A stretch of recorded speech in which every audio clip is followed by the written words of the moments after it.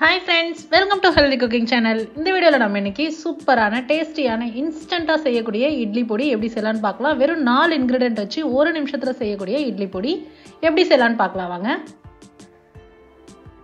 Mixer ஜார்ல 1 cup அளவுக்கு உடைச்ச கடலை சேர்த்துக்கோங்க. 2 காய்ந்த மிளகாய் காரத்திற்கு ஏற்ப சேர்த்துக்கலாம். 4 பல் பூண்டு, 1/4 டீஸ்பூன் கல்லுப்பு. இதெல்லாமே சேர்த்து அரைச்சி எடுத்துட்டு வந்துடலாம். பாருங்க, சூப்பரான பொடி ரெடி ஆயிடுச்சு. 1 நிமிஷம் கூட ஆகாதுங்க. இவ்வளோ டேஸ்டியான பொடி செய்யறதுக்கு குழந்தைங்கள்ல இருந்து பெரியவங்க வரைக்கும் எல்லாருமே விரும்பி சாப்பிடுவாங்க.